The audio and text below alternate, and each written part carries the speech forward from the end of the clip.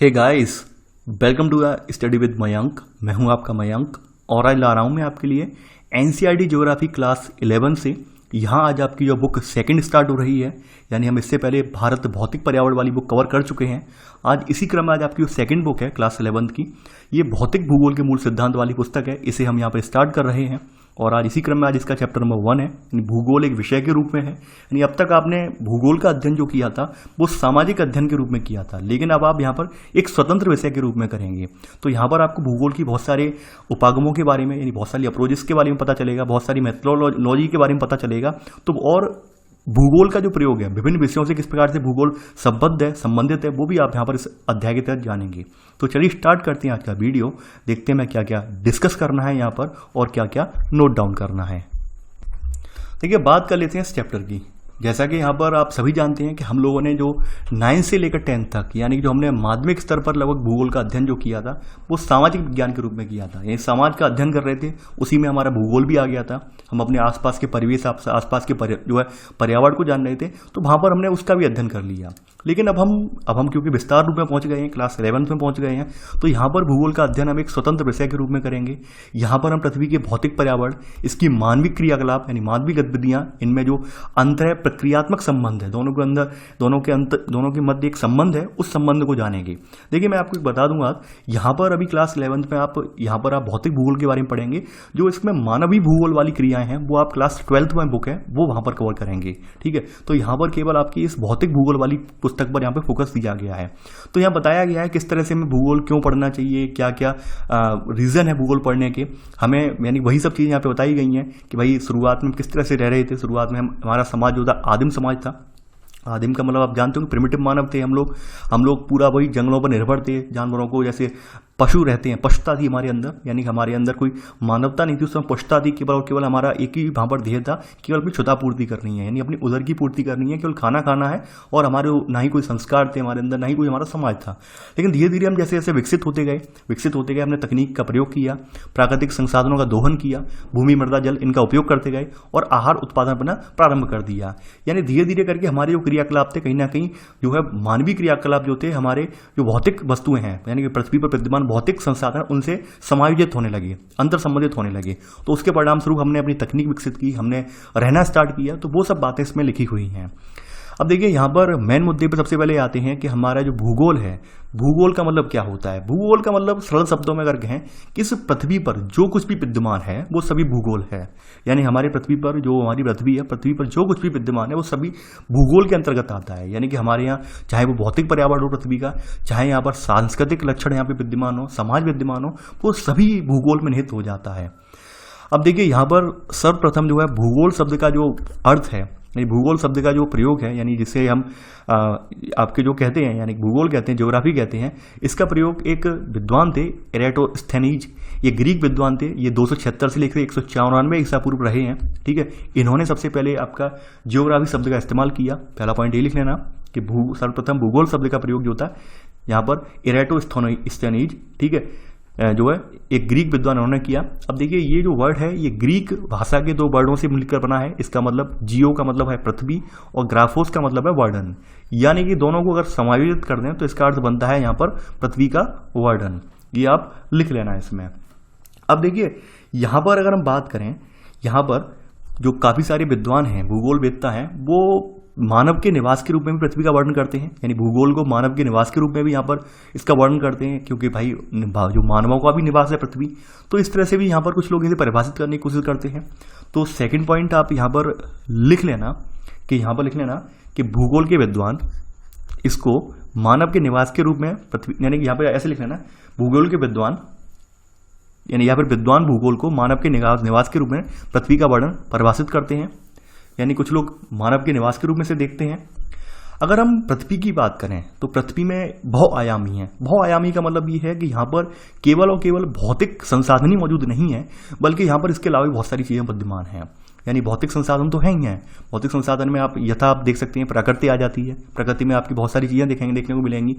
भौमिकी मिलेंगी, जमीन के अंदर की मृदा मिलेगी, समुद्र मिलेंगे, वनस्पतियाँ मिलेंगी, जीवन मिलेगा, मौसम मिलेगा यहाँ पे, और अन्य सह विज्ञान के यहाँ पे क्रियाकलाप मिलेंगे। साथ ही साथ सामाजिक विज्ञान के जो क्रियाकलाप में अर्थशास्त्र हुआ, इसमें इतिहास हुआ, समाजशास्त्र हुआ, ये सब चीज़ें जो है हमारे मानव ने विकसित की हैं, ये सब आपको देखने को मिलेंगी।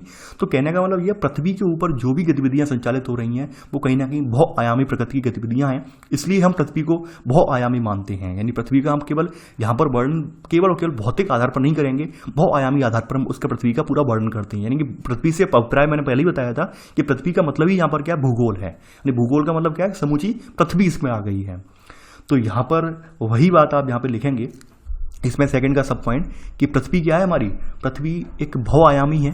बहुआयामी का मतलब है कि भाई इसमें बहुत सारे आयाम हैं इसके, चाहे आप इसे भौतिक आवरण के तौर पर देख सकते हैं, इसकी भौतिक जो इसमें विविधताएं विद्यमान है उसके आधार पर देख सकते हैं, या फिर इसमें जो मानवीय विभिन्नताएं विद्यमान है, जैविक विभिन्नताएं विद्यमान है, उसके आधार पर देख सकते हैं। यानी पृथ्वी पर आपको सभी तरह की चीज़ें आपको देखने को मिल जाएंगी, जैसे यहाँ पे सामने लिखा भी है।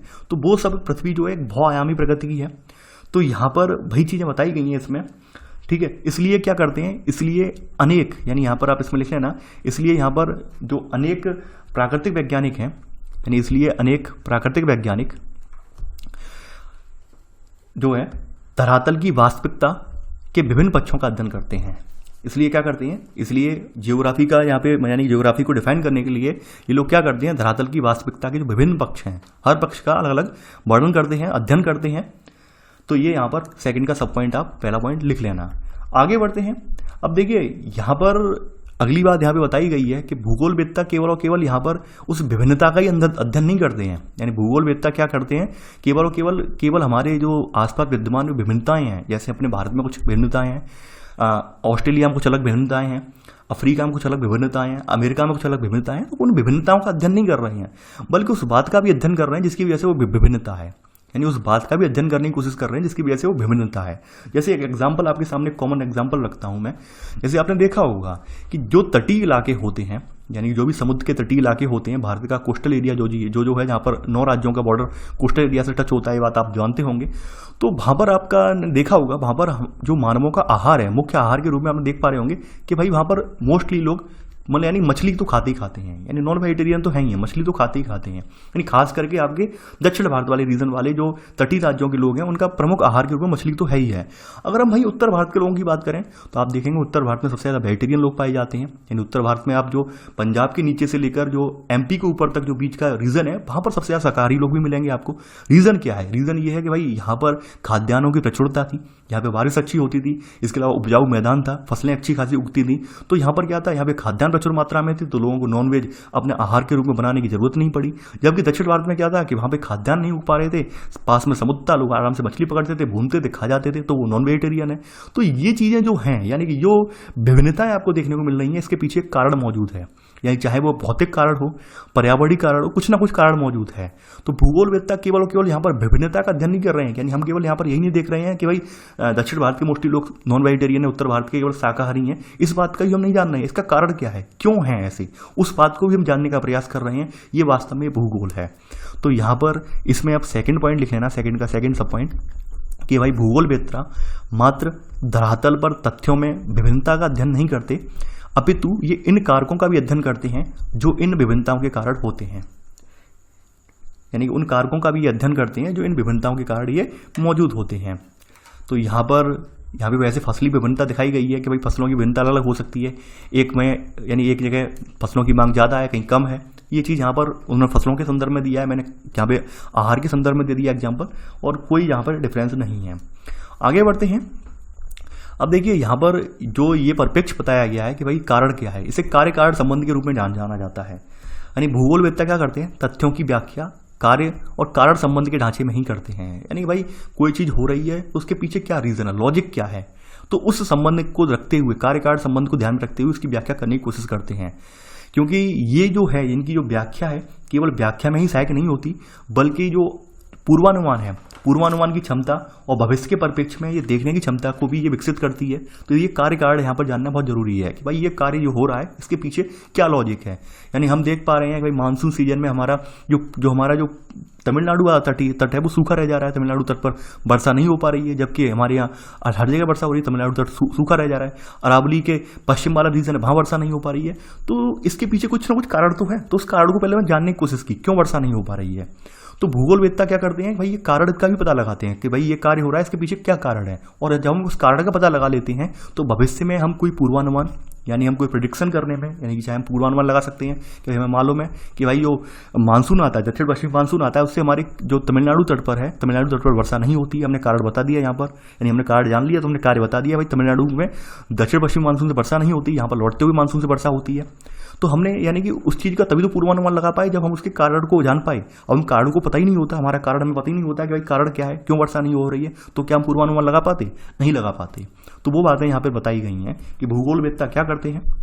भूगोलवेत्ता जो है तथ्यों की व्याख्या जो है कार्य कारण संबंधों के ढांचे में ही करता है, क्योंकि यह केवल व्याख्या में ही सहायक नहीं होता है, अपितु ये तथ्य के पूर्वानुमान और भविष्य के परिप्रेक्ष्य में देखने की क्षमता भी यहाँ पर ये जो है क्षमता भी यहाँ पे रखता है। देख लेना, क्षमता भी रखता है। आगे बढ़ते हैं यहाँ पर। अब देखिए यहाँ पर भूगोल के बारे में एक बात यहाँ पे बताई गई है। अगर भूगोल को अगर हम देखें, यानी कि भूगोल में दोनों ही क्रियाकलाप आपको देखने को मिलेंगे, भौतिक भी देखने को मिलेंगे और मानवीय भी देखने को मिलेंगे। तो ये दोनों अवस्थाएं जो भूगोल की हैं, भौतिक हों या मानवीय हों, ये स्थिर नहीं है, यानी कि हमेशा यथावत नहीं रहती हैं, बल्कि गत्यात्मक हैं, परिवर्तनशील हैं। गत्यात्मक का मतलब ये डायनामिक है।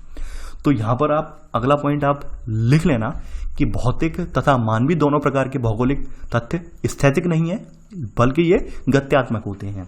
जैसे मैं एग्जाम्पल बताता हूँ गत्यात्मक क्यों होते हैं। पहले भौतिक का एग्जाम्पल बताता हूँ, फिर मैं मानवीय का बताऊँगा। भौतिक का मतलब ये है, आपको ये पता होगा कि हमारे यहाँ पहले, यानी कि जहाँ पर आज गंगा का मैदान देख रहे हैं, जहाँ पर हिमालय देख रहे हैं, वहाँ पर 33 सागर कभी बहता था। आप आगे जो किताब आएंगी यानी तो उन किताबों में आप पढ़ेंगे तो वहाँ पर 33 सागर बहता था। धीरे धीरे क्या हुआ कि हमारा जो प्रायद्वीप पठार वाला पोर्शन था अफ्रीका से अलग होकर आया। बढ़ते बढ़ते क्या हुआ कि जो हमारी जो प्लेट थी, ये वाली प्लेट थी, किससे टकराई, यानी यूरोपियन प्लेट यानी एशियन प्लेट से जो ऊपर वाला हिस्सा है उससे जाके टकराने लगी। ऐसे करके यहाँ पर हिमालय का निर्माण हुआ। 33 सागर का जो क्षेत्र था वो धीरे धीरे अवसादों ने भर दिया। तो ऐसे करके आप देख सकते हैं कि भाई भौतिक भूगोल है चेंज हो रहा है। वहीं मानवीय भूगोल की बात करें, सिंधु घाटी सभ्यता है, मेसोपोटामिया सभ्यता थी, यानी कभी रही थी सभ्यताएं, लेकिन वर्तमान में ये नहीं है, यानी चीजें चेंज हुई। लोग अब जहाँ पर पहले थे, लोग रहते थे कभी, अब वहाँ नहीं रह रहे हैं। जैसे आपने देखा होगा, आपके बहुत सारे जो हैं, अगर वेद वगैरह देखें, कुछ आपके पौराणिक ग्रंथ देखें तो उसमें जो राजस्थान वाला रीजन है, जहाँ पर आज आप थार का मरुस्थल देखते हैं, वो उसे हरा भरा बताया गया है। तो कहने का मतलब क्या है, यानी कि ये सब जो चीज़ें भूगोल के अंतर्गत आती हैं ये स्थिर नहीं होती हैं। यानी ऐसा नहीं है कि आज जो चीज़ हम आज देख रहे हैं, आज हमारा हो सकता है हमारे आसपास भौमजल हमें 25 से 30 फीट पे मिल जाए, हो सकता है आने वाले 50 साल बाद भौमजल हमारे आसपास के जिले में हो ही ना, ये भी हो सकता है। तो ये सब चीज़ें विद्यमान नहीं है, यानी परिवर्तनशील रहती हैं। और ये परिवर्तन होने का जो कारण है वो कारण है यहाँ पर इन दोनों की अंत्यक्रिया, यानी इन दोनों की जो आबद्ध प्रतिक्रियाएं होती हैं वो एक दूसरे को परिवर्तित कर देती हैं। यानी कहीं ना कहीं मानवीय क्रियाकलाप जो होते हैं वो भौतिक पर्यावरण को परिवर्तित करने में भूमिका निभाती हैं, वहीं भौतिक क्रियाकलाप होते हैं वो जो मानव हैं, मानवीय बस्तियों को प्रभावित करते हैं। जैसे हमने सिंधु घाटी सभ्यता के बारे में सुना होगा कि भाई अकाल पड़ा होगा, सूखा पड़ा होगा, इस वजह से लोग मरने लगे, बस्तियां छोड़ने लगे और ऐसे करके बस्तियां वीरान हो गई। तो कहीं ना कहीं इन दोनों में एक अंतर संबंध है, यहाँ पर दिखाने की कोशिश की गई है। और दोनों स्थैतिक नहीं है, भौगोलिक कारक दोनों परिवर्तनशील हैं। तो थर्ड पॉइंट आप यहाँ पर लिख लेना इसमें कि भौतिक तथा ये दोनों प्रकार के भौगोलिक तथ्य स्थैतिक नहीं है। स्थैतिक का मतलब स्थिर रहने वाले नहीं है, अपितु गत्यात्मक है, यानी परिवर्तनशील होते हैं। आगे बढ़ते हैं। अब देखिए प्रकृति जो है, आप ये बात तो जान गए कि भाई कि दोनों की अंत्य प्रक्रिया चलती रहती है, मानव की और प्रकृति की, यानी कि मानव और प्रकृति, यानी प्रकृति से मतलब हमारा भौतिक पर्यावरण जो भी है उन सब की अंत्य प्रक्रिया चलती रहती है। तो अंत्य प्रक्रिया लगातार चलती रहती है। तो उन अंत्य प्रक्रिया का परिणाम ये होता है कि जैसे प्रकृति की अंत्य प्रक्रिया के फलस्वरूप क्या होता है, इसका जो प्रभाव होता है मानवीय जीवन पर देखने को मिलता है हमें। वो बात यहाँ पे कही गई है कि प्रकृति मानव जीवन के विभिन्न पक्षों को प्रभावित करती है। कैसे करती है, आपने देखा होगा, ठंडे इलाके होते हैं वहाँ पर लोग ऊन के कपड़े पहनते हैं, जो थोड़ा गर्म इलाके होते हैं वहाँ पर लोग हल्के सूती वस्त्र पहनते हैं। तो ऐसे करके आपने इनकी यहाँ पर गतिविधियाँ देख सकते हैं।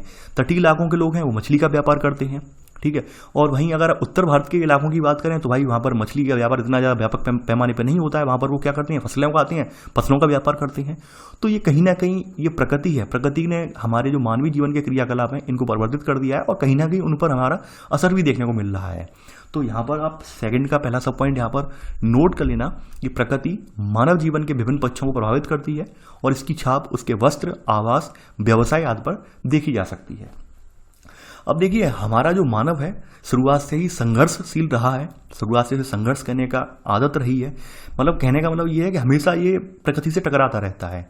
इसका मानना ये है कि भाई जब तक हम टकराएंगे नहीं, जब तक हम इससे द्वंद्व नहीं करेंगे, तब तक हम जीवित नहीं रह पाएंगे। प्रकृति यानी मनुष्य का मानना यही है। तो ये आदिम काल से लेकर, यानी कि जब जो नंगा घूमता था मानव, जानवरों के समान था, तब से लेकर अब तक वो प्रकृति से टकराता ही आ रहा है, ठीक है। तो इस चीज में, इस अवस्था में यहाँ पर जो है एक समझौता वाला परिणाम हुआ, अनुकूलन वाला, एडेप्टेशन वाला, या फिर अपरिवर्तन वाला, या फिर मॉडिफिकेशन के माध्यम से यहाँ पर ये चीजें देखने को मिलती हैं। यानी कि कुछ चीजें ऐसी थी जो मानवीय प्रकृति से बाहर थी, यानी कुछ चीजें ऐसी थी जिन्हें आदमी यानी चेंज नहीं कर सकता था, तो उन्होंने क्या कर दिया, उन्हें अनुकूल कर लिया, यानी उन्हें अपना लिया। जिन्हें हम चेंज ही नहीं कर सकते उन्हें हमने अपना लिया। जैसे कहीं बहुत ज़्यादा ठंड पड़ रही है, अब ठंड पड़ रही है, अब हमारे हाथ में तो है नहीं कि भाई हम ठंड को कंट्रोल कर लें, सर्दी को कम कर दें, हमारे हाथ में तो है नहीं। तो हमने धीरे धीरे करके भाई उसी अनुरूप हमारी बॉडी बन गई। जैसे आपने देखा होगा, ठंडे इलाके वाले लोग हैं तो बहुत ज़्यादा मीट प्रोडक्ट प्रेफर करते हैं। मीट प्रोडक्ट प्रेफर करने का रीजन ये है उनकी बॉडी में थोड़ी हीट बनती है। तो हमने क्या कर लिया, समझौता कर लिया, एक अनुकूलन कर लिया। अब कुछ चीज़ें क्या थी कि भाई कुछ चीज़ें जो हमें दिक्कत दे रही थी प्रकृति के जरिए, कुछ चीज़ें हमें लग रही थी भाई इनसे हमारा जो विकास अवरुद्ध हो रहा है, तो हमने उनमें मॉडिफिकेशन कर दिया। जैसे आपने देखा होगा कि भाई पहले बंगाल में लगातार बाढ़ आती थी दामोदर नदी की वजह से, बिहार में कोसी की वजह से बाढ़ आती थी। तो हमने क्या किया कि भाई वहाँ पे बांध बना दिया। बांध बना के हमने उसका जो रास्ता प्राकृतिक रास्ता था उसको हमने थोड़ा मॉडिफाइड कर दिया, चेंज कर दिया, तो वो बाढ़ वगैरह से हमें निजात मिल गई। तो कहीं ना कहीं मानव प्रकृति के साथ समझौता करता है, और समझौता करने के यहाँ पर दो कारक हैं। या तो हम जो चीज़ें चली आ रही हैं उसी वे में एक्सेप्ट कर लें, यानी अनुकूलन कर लें, या फिर उसमें थोड़ा बहुत अपरिवर्तन कर दें, यानी मॉडिफिकेशन कर दें। तो यहाँ पर आप इसमें सेकंड सब पॉइंट नोट कर लेना यहाँ पर कि मानव ने प्रकृति के साथ समझौता, अनुकूलन अथवा अपरिवर्तन। देखिए ध्यान रखना, अपरिवर्तन नहीं है। देखिए एक बात मैं आपको बताऊं, यहाँ पर इस चैप्टर की अच्छी खासी विशेषता ये है इस किताब की कि यहाँ पर आपको विशुद्ध हिंदी देखने को मिलेगी, बिल्कुल प्योर हिंदी देखने को मिलेगी। एक एक शब्द मैंने इस किताब का देखा हुआ है कि एक एक शब्द यहाँ पर उन्होंने बिल्कुल हिंदी का रखा है। तो आपको सबसे अच्छी विशेषता यही है कि आपको एकदम कह सकते हैं कि शुद्ध हिंदी एकदम आपको पढ़ने को मिलेगी। तो यहाँ पर अपरिवर्तन मत कर देना, अपरिवर्तन है, यानी मॉडिफिकेशन है, ये ध्यान रखना आप, ठीक है। कुछ लोग अपरिवर्तन जल्दी में करते हैं, अपरिवर्तन है, और ब्रैकेट में अंग्रेजी भी लिख लेना जिससे कि याद रहे। तो ये सेकंड सब पॉइंट आपने नोट कर लिया होगा। आगे बढ़ते हैं यहाँ पर। अब यहाँ पर चूंकि मानव जो है शुरुआत से संघर्षशील रहा है यहाँ पर, और मानव ने जो है तकनीक का भी विकास किया है, तो तकनीक के विकास के जरिए यहाँ पर मानव ने क्या किया, प्रकृति के संसाधनों का वो समुचित उपयोग कर पाया और अपने कार्य क्षेत्र के क्षेत्र में वो परिवर्तन कर पाया, उसने उन चीज़ों को वो जोड़ पाया है। देखिए ये जो लाइन मैं लिखवा रहा हूँ ये प्योर हिंदी की लाइन है, यानी कि इसमें हिंदी का एक एक मानक शब्द यूज हुआ है। यकीन मानिए लाइन मुझे बहुत अच्छे इसके वर्ड लगे, इसलिए मैं ये लिखवा रहा हूँ। अब आपको मैं पर बता रहा हूँ पहले लाइन, इसका अर्थ पूरा क्या निकल के आता है। यानी कि यहाँ पर ये चौथा पॉइंट स्टार्ट होता है। यहाँ पर ये लाइन ये कह रही है कि भाई वर्तमान समाज ने क्या किया है, वर्तमान समाज ने तकनीकी के खोज एवं प्रयोग के द्वारा, यानी वर्तमान समाज जो भी है उसने क्या किया, तकनीकी खोज की और उसका प्रयोग किया। इसके द्वारा अपने अस्तित्व के सन्निकट परिवेश, यानी अपने अस्तित्व का सन्निकट मतलब होता है आसपास का, पड़ोस का, एडजेकेंट, जिसे हम एडजेकेंट बोलते हैं अंग्रेजी में। सन्निकट का मतलब होता है आसपास, अड़ोस पड़ोस, ठीक है। तो मानव ने क्या किया कि वर्तमान समाज के मानव ने तकनीकी की खोज की, उसका प्रयोग किया और अपने अस्तित्व के लिए, यानी अपने आप को बचाने के लिए, अपने आप को सर्वाइव करने के लिए अपने सन्निकट परिवेश यानी अपने आसपास के परिवेश को अपरिवर्तित यानी मॉडिफाइड कर दिया, यानी उसे परिवर्तित कर दिया, अपरिवर्तित कर दिया, और प्राकृतिक संसाधनों को समुचित उपयोग करते हुए, यानी प्राकृतिक संसाधन जो भी विद्यमान थे उनका उसने समुचित प्रयोग किया और अपने कार्य क्षेत्र के क्षितिज में परिवर्तन कर दिया। अपने कार्य क्षेत्र का क्षितिज का मतलब ये हॉराइजन, यानी हम जिस चीज पर रह रहे हैं, हमारे आसपास हम जिस चीज पर रह रहे हैं, निवास कर रहे हैं, उसे हॉराइजन बोलते हैं, क्षितिज बोलते हैं, पटल बोलते हैं। तो इसमें परिवर्धन कर दिया, उन चीजों को उसने ऐड कर लिया, ठीक है। यानी उसमें जो है जो मॉडिफिकेशन किए, जिनके द्वारा उन मॉडिफिकेशन के जरिए वो जो अपने संसाधन थे, प्राकृतिक संसाधनों को अपने समुचित उपयोग के लिए उन चीज़ों को अपने आप में ऐड कर लिया, परिवर्धन कर लिया, परिवर्तन नहीं कर लिया बल्कि परिवर्धन कर लिया, ऐड कर लिया। तो ये चीज़ आप लाइन, चौथी लाइन लिख देना।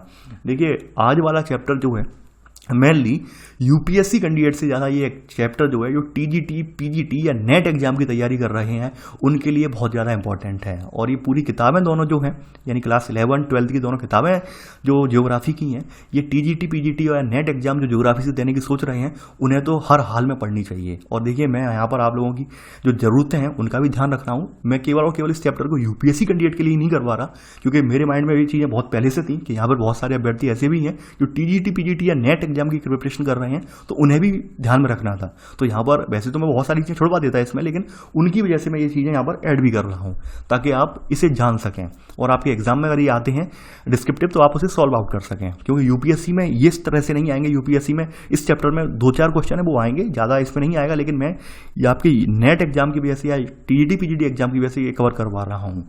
तो आई होप आप लोग मुझे सपोर्ट भी करेंगे इसके लिए। तो यहाँ पर आपने चौथा पॉइंट यहाँ पे ऐड कर लिया होगा।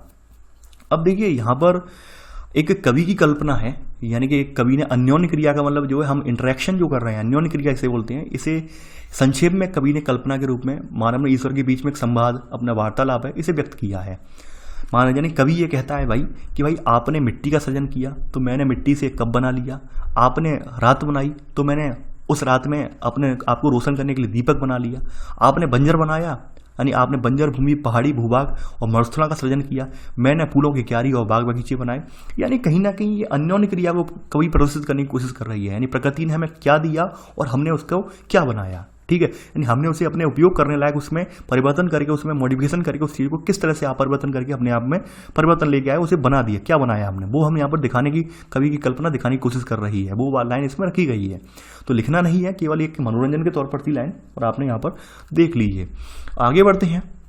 अब देखिए, वर्तमान में अगर हम देखें, अगर हम वर्तमान में भूगोल को देखें तो भूगोल में कुछ बेसिक प्रश्न हैं, यानी कि कुछ बेसिक प्रश्न होते हैं जिन्हें जानना बड़ा आवश्यक है, नितांत आवश्यक है। यानी एक वैज्ञानिक विषय के रूप में भूगोल में यहाँ पर 3 वर्गीकृत प्रश्न यहाँ पर आते हैं। 3 वर्गीकृत प्रश्न कौन कौन से हैं और उन प्रश्नों का कैसे कैसे हम जवाब ढूंढते हैं वो भी हम देखेंगे। तो 5वां पॉइंट ये नोट कर लेना कि भाई एक वैज्ञानिक विषय है। यानी पहली बात तो ये है कि भूगोल को लोग जो कहते नहीं है कि आर्ट साइड में रखा हुआ है, ये आर्ट साइड का विषय नहीं है। यानी कि लोग एक मिथक बन चुका है। यानी यहाँ पर जो बीएड वाले अभ्यर्थी होंगे, जो यानी ट्रेंड या एमएड वाले अभ्यर्थी जो होंगे, वो जानते होंगे कि हम लोगों ने जो है भूगोल को अक्सर आर्ट साइड के तौर पर यहाँ पर चुनते हैं, जबकि आर्ट साइड नहीं है। भूगोल पूरा वैज्ञानिक और प्रामाणिकता पर ही बल देता है। यानी यहाँ पर ये आर्ट साइड में तो जरूर दिया गया, लेकिन ये पूरा वैज्ञानिक विषय है, इसकी प्रकृति जो है वैज्ञानिक है। या भूल मत जाना, ये प्रश्न पूछा भी जाता है कि भूगोल विषय की प्रकृति कैसी, भूगोल विषय की पूरी प्रकृति जो है वैज्ञानिक अध्ययन है, वैज्ञानिक आधार है।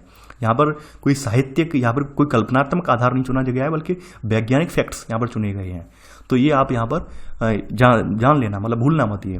तो इसमें पहला सब पॉइंट ये कह रहा है यहाँ पर कि भाई यहाँ पर कि कुछ प्रश्न धरातल पर पाए जाने वाले प्राकृतिक एवं सांस्कृतिक विशेषताओं के प्रतिरूप की पहचान से जुड़े होते हैं। यानी कि कुछ प्रश्न यहाँ पर क्या है कि भाई धरातल पे कुछ प्राकृतिक और सांस्कृतिक विशेषताएं पाई जा रही हैं, तो उनके कुछ प्रतिरूप हैं। प्रतिरूप का मतलब होता है मॉडल हैं, तो उनकी पहचान से जुड़े हैं। तो उन्हें के लिए हम क्या करते हैं, उनके लिए हम क्या प्रश्न के उत्तर देते हैं कि भाई ये क्या चीज़ है। यानी कि भाई मानते हैं राजस्थान में जो रेगिस्तान पड़ा है वो है क्या, तो हमने बता दिया भाई वो रेगिस्तान है। रेगिस्तान क्यों बना, वर्षा नहीं होती है वहाँ पर, क्या रीज़न है, हमने बता दिया कि भाई कि ज़्यादातर हमारी जो पश्चिमी, यानी कि हमारे किसी भी उपमहाद्वीप के जो पश्चिमी जो किनारे होते हैं समुद्र, वो अक्सर ठंडे होते हैं। ठंडे होने की वजह से पश्चिमी किनारों पर रेगिस्तान पाए जाते हैं। हमने बहुत सारे कारण यहाँ पर बता दिए। तो सबसे बड़ी बात यह है कि हमारे पास धरातल पे कोई भी चीज़ें विद्यमान हैं, यानी हमारे धरातल पर पटल पर चाहे वो प्राकृतिक हो, सांस्कृतिक धरोहरें हों, तो हम अगर उन्हें आइडेंटिफाई करते हैं तो सबसे पहले प्रश्न करते हैं ये क्या है, तो क्या प्रश्न करके उनका उत्तर देते हैं। ये इसका अर्थ आप समझ गए होंगे, तो आप यहाँ पर लिख लीजिए। सेकंड सब पॉइंट इसमें है कि कुछ प्रश्न पृथ्वी पर भौतिक सांस्कृतिक तत्वों के वितरण से संबंधित होते हैं, जो कहाँ प्रश्न से संबंध होते हैं। जैसे यहाँ पर कुछ चीज़ें जो हैं आपके चाहे भौतिक पहलू हों या सांस्कृतिक तत्व हों, उनका वितरण है कि भाई ये चीज़ें जो है कहाँ कहाँ विद्यमान हैं। यानी हमारे यहाँ मरुस्थल है, अफ्रीका में कहाँ पर है, साउथ अमेरिका में कहाँ पर है, नॉर्थ अमेरिका में कहाँ पर है। हम एक प्रश्न उठाते हैं ये चीज़ें कहाँ कहाँ पर हैं, तो कहाँ कहाँ के आधार पर हम अपनी एक राय क्रिएट करते हैं कि भाई ये चीज़ें कि यहाँ पर ये चीज़ें विद्यमान हैं, और फिर हमने वही इनकी आइडेंटिफाई करने का तरीका क्या था कि भाई ये है क्या, ये उसको आइडेंटिफाई कर लिया हमने। तो ये इसका जो हमें प्रश्न का उत्तर मिलता है कहाँ से मिलता है, यानी ये वितरण कहाँ से है। यानी कुछ प्रश्न पृथ्वी पर जो भौतिक सांस्कृतिक तत्व हैं इनके वितरण संबंधित होते हैं, तो इनका हम कहाँ, यानी कहाँ के जरिए, यानी कि वेयर कहाँ पर नहीं है, इसके जरिए इन्हें संबद्ध करते हैं, इनके जरिए इनका उत्तर जानने की कोशिश करते हैं। अब एंड में एक प्रश्न आता है जो कि अंतिम प्रश्न है। अंतिम प्रश्न यहाँ पर ये क्या कहता है, ये कार्यकारण संबंध के बारे में बताता है कि भाई ये ऐसा है तो क्यों है। यानी कि हम जो कोई कार्य घटित हो रहा है, कोई घटना घटित हो रही है, उसका हम जो कारण पता लगाते हैं, उसमें प्रश्न करते हैं क्यों। यानी कि ये चीज़ जो हो रही है वो क्यों हो रही है, कुछ तो रीजन होगा इसका क्यों होने का। देखिए ये तीनों जो प्रश्न मैंने आपको बता रहा हूँ, तीनों ये लाइन लिखवा रहा हूँ, ये तीनों आपके टीजीटी एग्जाम में पूछे गए हैं। देखिए मैं एक ट्रेंड अध्यापक हूँ, आपको जानकारी के लिए बता दूं, यहाँ पर आप समझ गए होंगे ट्रेंड का मतलब क्या होता है। एक ट्रेंड टीचर हूँ, ट्रेंड टीचर के नाते मैंने ये सारे फेस देखे हुए हैं अच्छे से, टीजीटी पीजीटी वाले, तो उस नाते आपको मैं एडवाइस कर रहा हूँ। ये तो ये जो प्रश्न ऐसे करके पूछे जाते हैं, ये आपके उस तरह के प्रश्न आते हैं, इन पर आप फोकस रखना। आप इसे मतलब भूल नकारना मत कि हाँ भाई चैप्टर लेंथी हम छोड़ दे रहे हैं, नकारना नहीं है, समझना इस चीज़ों को। तो यहाँ पर ये तीसरा प्रश्न जो है व्याख्या अथवा तथ्यों के, यानी तथ्यों के मध्य जो कार्यकारण संबंध है, इससे जुड़ा हुआ है। यानी कि हम जब इन व्याख्या तत्वों का जो संबंध जानने की कोशिश करते हैं कार्यकारण का, तो वहाँ पर क्यों प्रश्न उठाते हैं, ये ऐसा है तो क्यों है। यानी कि हमारे यहाँ मान लीजिए वर्षा नहीं हो रही है तो क्यों नहीं हो रही है, कुछ तो रीजन होगा। हमारे यहाँ पर हरियाली है तो क्यों है, तो हमें उसका उत्तर क्यों के जरिए मिलता है। ये प्रश्न पूछे जाते हैं। तो आपने यहाँ पर ये तीनों चीज़ें लिख ली हैं। आगे बढ़ते हैं यहाँ पर। अब देखिए यहाँ पर बात आती है भूगोल एक समाकलन यानी इंटीग्रेटिंग विषय के रूप में। समाकलन का मतलब ये है कि भाई किसी और विषय में समाहित कर रहे हैं। देखिए समाकलन जो है तीन तरह से होता है। वैसे तो मैं यहाँ पर पेडागोजी क्लास नहीं ले रहा हूँ, शिक्षण शास्त्र की क्लास नहीं ले रहा हूँ, लेकिन हमें अगर आ गया है बात तो मैं बता दे रहा हूँ। तीन तरह से होता है, शीर्षात्मक, अनुप्रस्थ और जीवन के साथ सहसंबंध। यानी किसी विषय का जब हम समाकलन करते हैं, किसी विषय की हम अंतर प्रकृति पढ़ते हैं, तो वो तीन तरह से होती है। शीर्षात्मक होती है, अनुप्रस्थ होती है और जीवन के साथ होती है कि जीवन के साथ वो विषय किस तरह से उपयोगी है। शीर्षात्मक में क्या होता है, शीर्षात्मक में ये करते हैं कि भाई उस विषय की ही किसी विषय क्षेत्र की शाखा से हम उसे कोरिलेट करते हैं। जैसे मान लेते हैं कि भाई वनस्पति विज्ञान आई, तो वनस्पति विज्ञान में क्या है कि भाई पेड़ पौधे होते हैं, ठीक है, यानी प्राकृतिक वनस्पतियां हैं। अब वनस्पतियों का गठन यानी उनमें कौन कौन से तत्व विद्यमान हैं, उनके लिए हम यहाँ पर रासायनिक विज्ञान का जो सहारा लेते हैं। तो ये जो संबंध होगा, यानी कि यहाँ पे वनस्पति विज्ञान का और रसायन विज्ञान का जो संबंध है, वो किसी एक ही विषय क्षेत्र के जो शाखाएं हैं उनके मध्य संबंध जो है, इसे शीर्षात्मक कहते हैं। इस संबंध को क्या बोला जाता है, इसे शीर्षात्मक संबंध बोला जाता है। यानी कि यहाँ पर जो बीएड वाले अभ्यर्थी हैं, एमएड वाले अभ्यर्थी हैं, ये जानते होंगे अच्छे से, इसे क्या कहते हैं, शीर्षात्मक संबंध कहते हैं। अब जैसे मान लेते हैं कुछ चीज़ें, जैसे मैं यहाँ पे भूगोल पढ़ा रहा हूँ, अब भूगोल में यहाँ पे साइंस आ जाए, तो उस तरह का जो संबंध होगा भूगोल का साइंस के साथ, वो से अनुप्रस्थ कहेंगे, अनुप्रस्थ संबंध कहेंगे। यानी अचानक से आ गया, यानी कि भूगोल की शाखा अलग चल रही है, लेकिन उसमें साइंस का कोई जिक्र आ गया। जैसे मान लीजिए कोई भूगर्भिक संरचना का जिक्र है, उसमें हमें साइंस का सहारा लेना है, यानी साइंस बताएगी वहाँ पर कौन कौन से तत्व मौजूद हैं, कौन कौन से नहीं हैं। तो ये जो संबंध है, यानी भूगोल का ये संबंध जो है विज्ञान के साथ, ये संबंध अनुप्रस्थ कहलाएगा। एक जीवन के साथ क्या संबंध होता है, वो आप अच्छे से जानते हैं कि हर विषय जो है कहीं ना कहीं मानवीय जीवन में लाभकारी होता है, चाहे भूगोल हो, मैथ हो, साइंस हो, या फिर कोई भी विषय हो, उसका जीवन में महत्व होता है, तो बात जानते हैं। मेन चीज़ ये थी शीर्षात्मक वाली और अनुप्रस्थ वाली, ये अक्सर पूछा जाता है। शीर्षात्मक का मतलब ये होता है कि एक ही विषय के जो विभिन्न विषय क्षेत्र होते हैं उनमें संबंध, यानी मान लेते हैं विज्ञान है, विज्ञान की विभिन्न शाखाएं हैं, रसायन विज्ञान हुए, भौतिक विज्ञान हुए, तो उनके मध्य जो संबंध होगा वो शीर्षात्मक कहलाएगा। और जब अनुप्रस्थ का मतलब क्या है, अनुप्रस्थ का मतलब ये है कि भाई एक विषय है, उस विषय का जब किसी दूसरे सब्जेक्ट से, जैसे मान लेते हैं साइंस में कुछ चीज़ आ जाती है मैथमेटिकल रूप से आ जाती हैं, तो साइंस का जो मैथ से संबंध होगा वो क्या होगा, वो यहाँ पर कहलाएगा आपका अनुप्रस्थ कहलाएगा। साइंस का जो मैथ से संबंध होगा वो क्या कहलाएगा, वो अनुप्रस्थ कहलाएगा। तो ये चीज़ें वैसे तो मेरे विषय क्षेत्र में नहीं थी यूपीएससी वाले में, लेकिन है तो क्योंकि मुझे चैप्टर कंप्लीट करवाना था यूपीएससी वालों के लिए। वैसे तो यूपीएससी वालों के लिए 5 मिनट में खत्म हो जाता चैप्टर, लेकिन थोड़ा मुझे लगा इंटरेस्ट आया मुझे, तो मैंने करवा दे रहा हूँ यहाँ पर। तो ये चीज़ें कहलाती हैं। अब आप समझ गए होंगे इनके बारे में और रिवीजन भी हो गया आपका। अब जानते हैं यहाँ पर भूगोल एक जो समाकलन यानी इंटीग्रेटिंग विषय के रूप में क्यों है।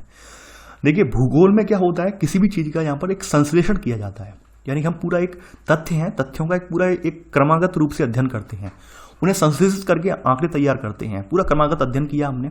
जैसे हमने ये हमने मान लीजिए कि हमने यहाँ पर जो वृष्टि छाया प्रदेश है, अपने आपका जो वेस्टर्न घाट का वृष्टि छाया प्रदेश है, इसका एक क्रमागत अध्ययन किया।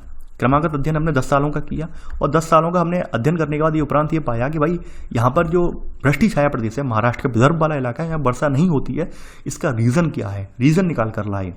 तो ये यहाँ पर इस प्रक्रिया के जरिए हमने 10 सालों की जो आंकड़ों को समाहित करके जो चीज़ तथ्य निकाली है, वो प्रक्रिया संश्लेषणात्मक सिंथेसिस प्रक्रिया कहलाती है। चीज़ों को जोड़ने की प्रक्रिया कहलाती है। वैसे ही अगर इतिहास के परिप्रेक्ष्य में देखें तो इतिहास में क्या होता है, कालिक संश्लेषण होता है। कालिक का मतलब ये है कि जो कालक्रम होते हैं उनका संश्लेषण किया जाता है। जैसे आपने पढ़ा होगा एंशिएंट, मिडाइवल और मॉडर्न हिस्ट्री, यानी आपका आरंभिक इतिहास आपने देखा कब से कब तक स्टार्ट हुआ। फिर आपने मिडाइवल हिस्ट्री पढ़ा कि भाई मिडाइवल हिस्ट्री कब से स्टार्ट हुआ। फिर आपने पढ़ा मॉडर्न हिस्ट्री पढ़ा। तो इनमें एक कहीं ना कहीं कालों का संश्लेषण है, यानी कि हमारा एक समय क्रम का संश्लेषण है कि भाई 2000 साल से पहले वाला हमने रख दिया, पूरा हमने रख दिया यहाँ पर किसमें रख दिया, आरंभिक में रख दिया। उससे पहले का जितना हो, यानी जब तक पृथ्वी से निर्माण जब से स्टार्ट हुआ, जब से पृथ्वी पर जीवन स्टार्ट हुआ तब तक का इतिहास आरंभिक में रख दिया। उसके बाद मिडाइवल में रख दिया। वर्तमान का 250-300 साल का इतिहास जो था लगभग वो हमने मॉडर्न में रख दिया। तो हमने क्या किया, कालिक संश्लेषण किया। उसके आधार पर हमने इतिहास के विषयों की व्याख्या की। तो ये इतिहास की प्रकृति कैसी है, कालिक संश्लेषण की, यानी संश्लेषण इतिहास में भी हो रहा है लेकिन वहां पर कालों का हो रहा है, यानी ईयर वाइज हो रहा है। ये आप ध्यान रखना। और ये कालिक संश्लेषण वाला ही प्रश्न है, ये भी देखा हुआ मेरा प्रश्न है और आया हुआ है। तो यहाँ पर आप पहला पॉइंट इसमें लिख लेना है इसमें कि भूगोल एक संश्लेषणात्मक यानी सिंथेसिस विषय है और जो क्षेत्रीय संश्लेषण का प्रयोग करता है, तथा इतिहास यहाँ पर ये है, ये कालिक संश्लेषण का प्रयोग करता है। कालिक संश्लेषण मतलब आप समझ गए होंगे, जो कालक्रम है, समय है, उसका संश्लेषण करता है, यानी बताता है आज से 500 साल पहले क्या हुआ और 500 साल से लेकर अब तक क्या क्या घटनाक्रम घटा। तो ये कालक्रम जोड़ते जा रहे हैं, उसके आधार पर हम बताते जा रहे हैं ये चीज़ें घटित हुई हैं। जैसे हमने आज़ादी के बाद का भारत देख लेते हैं तो हम बता देते हैं कि आज़ादी के बाद भारत में ये जो घटनाक्रम घटित हुआ कि इतने साल में ये परिवर्तन आया, इतने साल में ये परिवर्तन आया। तो ऐसे करके इतिहास जो हमने क्रिएट किया वो कालक्रम पर आधारित है, कालक्रम के संश्लेषण पर आधारित है। आगे बढ़ते हैं। अब देखिए एक वर्ड यहाँ पर आया है उपागम, जिसे हम अप्रोच के नाम से जानते हैं, यानी इसे हम मेनली इस वर्ड को हम अप्रोच के नाम से जानते हैं। यानी किसी भी प्रॉब्लम को सॉल्व आउट करने का वो तरीका जिसके जरिए हम उस प्रॉब्लम को डील करते हैं, यानी उस प्रॉब्लम को हैंडल करने की कोशिश करते हैं, उसे अप्रोच कहते हैं, उपागम कहते हैं। यानी हमारे सामने कोई भी समस्या विद्यमान है, उस समस्या से हम जिस प्रकार से निपट रहे हैं, जो हम अपनी मेथोडोलॉजी लगा रहे हैं, जो अपनी मेथड वगैरह लगा रहे हैं, अपनी ट्रिक्स लगा रहे हैं, जो कुछ लगा रहे हैं, जो जिस तरह से डील कर रहे हैं, उसे हम उपागम कहते हैं। जैसे आप लोग मान लेते हैं यूपीएससी की तैयारी कर रहे हैं, तो यूपीएससी की तैयारी के दौरान आप लोग क्या कर रहे होंगे, या फिर किसी और एग्जाम की तैयारी कर रहे हैं, तो आपने क्या किया, किताबें उठाई, किताबें समझ में नहीं आई तो आप यूट्यूब पर गए, यूट्यूब पर आपको चैनल मिला स्टडी विद मयंक, वहाँ से आप कंटेंट क्रिएट कर रहे हैं, तैयार कर रहे हैं। तो ये क्या है, आपके लिए उपागम है, अप्रोचेस हैं, यानी आप एग्जाम क्रैक करने के लिए ये अप्रोच अपना रहे हैं कि भाई आप चैनल को देख रहे हैं, यूट्यूब पर देख रहे हैं, कुछ लिखित कंटेंट भी पढ़ रहे हैं, कुछ मैगजीन्स वगैरह भी पढ़ रहे हैं। तो ये क्या है, आपके उपागम है, अप्रोचेस हैं, यानी एग्जाम को क्रैक करने के लिए आप ये सब चीज़ें अपने आप में अपने दैनिक जीवन में आप यहाँ पर अप्लाई कर रहे हैं। तो यहाँ पर आप इसमें नोट कर लेना यहाँ पर कि इसके उपागम, यानी इन दोनों की जो उपागम की प्रकृति क्या है, होलिस्टिक यानी समग्रात्मक है, यानी हम ये सब चीज़ें इनमें ऐड कर लेते हैं। यानी कि चाहे हम इतिहास के परिप्रेक्ष्य में देखें, चाहे भूगोल में भी संश्लेषण होता है, सिंथेसिस होती है, और इतिहास में भी संश्लेषण होता है। तो इनका मतलब क्या है, समग्रात्मक यानी होलिस्टिक अप्रोच होती है। समग्र का मतलब तो सब कुछ समाहित हो जाता है, और सब कुछ समाहित होने के बाद तब हम किसी निष्कर्ष पर पहुंचते हैं। तो इसलिए इसे अप्रोच को हम होलिस्टिक अप्रोच के नाम से जानते हैं। तो आपने यहां पर ये चीजें नोट कर ली होंगी।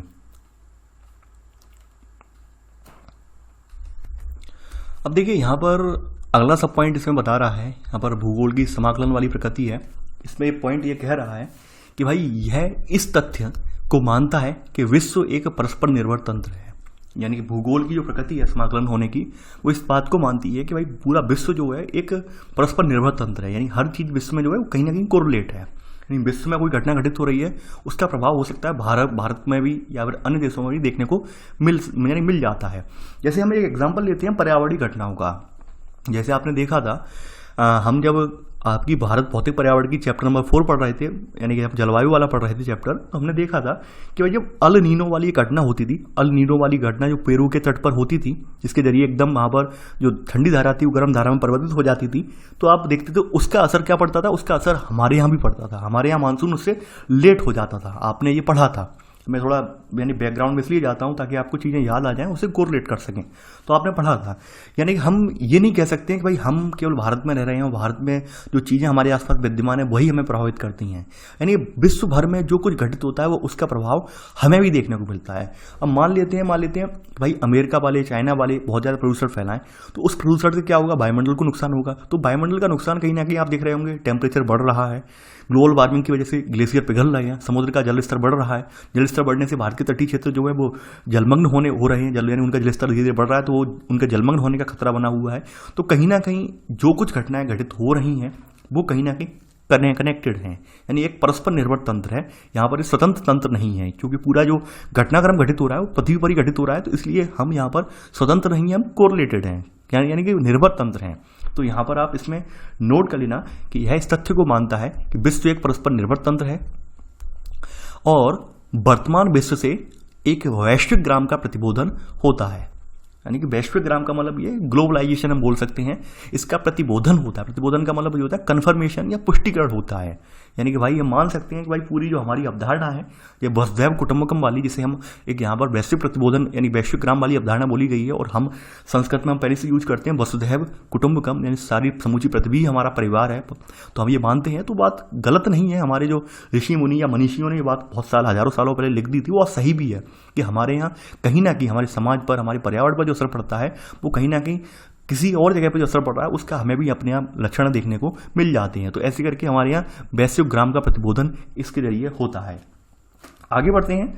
अब यहाँ पर अगली बात यहाँ पे बताई गई है, यहाँ पर संश्लेषण की, भाई इंटीग्रेशन की, कि भाई जो आपने देखा होगा कि आज की डेट में क्या है, आज की डेट में इंफॉर्मेशन जल्दी मिल जाती है, बताया गया है इसमें, क्योंकि गम्यता ज़्यादा है, यानी कि डायनामिक परिस्थितियाँ ज़्यादा हैं, यानी ऑडियो विजुअल्स मीडिया का प्रचलन है, जैसे आप पा रहे हो नेट मीडिया है, इंटरनेट वगैरह है, इसके अलावा आपके सैटेलाइट कम्युनिकेशन वगैरह है, तो इनके जरिए जल्दी सूचनाएं मिल जाती हैं। तो उनके जरिए आप उन चीज़ों को आप जल्दी से जल्दी संश्लेषण कर पाते हैं और पहले से अलर्ट हो जाते हैं। जैसे कोई तूफान आने वाला है, आपको मालूम पड़ा अमेरिका से तूफान चल रहा है अमेरिका से, और यहाँ तक हो सकता है यहाँ पर भी उसका असर देखने को मिले, पहले से अलर्ट हो गए।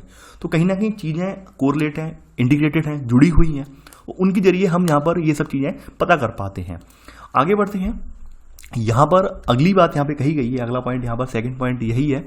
सेकंड पॉइंट यहाँ पे कहा गया है कि प्राकृतिक या सामाजिक सभी विज्ञानों का एक मूल उद्देश्य क्या है, यथार्थता को ज्ञात करना, यानी कि जो यथार्थ में है, वास्तविकता में है, उसको ज्ञात करना। यानी चाहे प्राकृतिक विज्ञान हो या सामाजिक विज्ञान हो, ये यथार्थ यानी कि जो है वो उसको ज्ञात करना इसका मूल होता है। और भूगोल यथार्थता से जुड़े तथ्यों को साहचर्य को बोधगम्य बनाता है। बोधगम्य का मतलब होता है जानने योग्य, जानने लायक, यानी अंडरस्टैंडेबल, ठीक है, यानी उसे जान सकें, कॉम्प्रीहेंसिव वे में उसे समझ सकें, तो वो बोधगम्य रूप में हमें जानने लायक उसे बनाता है। यानी इन सब का जो मूल है, क्या सामाजिक विज्ञान का हो या सभी विज्ञान और हैं, उन सभी का मूल क्या है, यथार्थता को जानना, कहीं वास्तविकता क्या है उस चीज़ को जानना।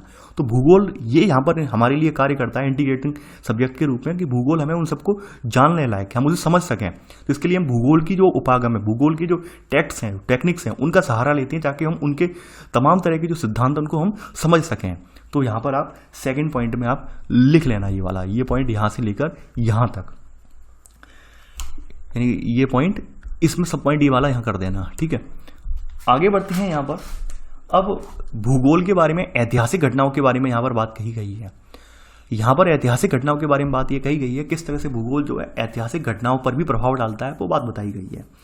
अब देखिए, आप सभी को पता है, अगर हम अपने भारत की स्थिति देखें, भारत की स्थिति अगर हम देखें तो भारत में बहुत सारे ऐसे भौगोलिक कारक थे जिसकी वजह से तमाम विदेशी आक्रांता हमारे यहाँ दौड़े चले आए। तो पहला कारक तो ये हो सकता है कि भाई मान सकते हैं हम कि भाई कुछ देशों के पास क्या है, समुद्र है आसपास से, तो समुद्र बीच में उनका देश बसा हुआ है, बाहर से विशाल समुद्र था, तो पहले प्राचीन समय में लोग समुद्र होने की वजह से उन पर आक्रमण नहीं कर पाते थे। दूसरी स्थिति ये थी कि भाई व्यापारी वगैरह जब नौका संचालन वगैरह की यानी नौकायन की वगैरह टेक्निक विकसित हो गई, नौकाएं वगैरह बनने लगी, नावें वगैरह विकसित हो गई, जहाज वगैरह बनने लगे, तो लोग क्या करने लगे, समुद्र के सारे लंबी लंबी दूरी तय करने लगे। यानी कि ऐसे करके जो भूगोल की परिस्थितियां थी उन्होंने व्यापार बढ़ाने में मदद की, और जब व्यापार बढ़ा तो हमारा नया इतिहास क्रिएट हुआ। आपने देखा होगा कि भाई हमारे यहाँ जो ब्रिटिशर्स हों या पुर्तगाली हों, फ्रांसीसी हों, डच हों, जो भी आए हों, व्यापारी बनकर ही आए, और व्यापारी बनकर आए हमारे यहाँ शासन भी किया। ऐसे करके उन्होंने हमारे इतिहास पर भी प्रभाव डाला, हमारा इतिहास क्रिएट हुआ। ये चीज़ें हैं। आपने देखा होगा कि हमारे यहाँ अगर हम भौतिक लक्षणों में देखें तो हमारे यहाँ हिमालय कैसा है, प्रहरी की भांति खड़ा है। अब उसी प्रहरी ने हमारे यहाँ बहुत सारे आक्रांताओं को आने से रोका, और फिर उसी भौतिक लक्षण के बीच में मौजूद हिमालय में तमाम दर्रे ऐसे हैं जो हमारे व्यापार का साधन भी बने, जिनके जरिए कुछ आक्रांता ने उन दर्रों का पता लगा लिया, उन दर्रों के जरिए वो आक्रांता या फिर जो कह सकते हैं आक्रमणकारी वो भारत में आ पाए। ऐसे करके उन्होंने भारत के इतिहास को परिवर्तित किया, आप देख पा रहे हैं। तो ये सब चीज़ें हैं, यानी कि हमारा जो भूगोल है वो कहीं ना कहीं ऐतिहासिक घटनाओं के लिए भी जिम्मेदार है। यानी हमारा जो भौगोलिक परिस्थितियां हैं वो ऐतिहासिक घटनाओं के लिए भी जिम्मेदार होती हैं और प्रभावशाली कारक भी मानी जाती हैं। तो ये बात यहाँ पर समझाने की कोशिश की गई है।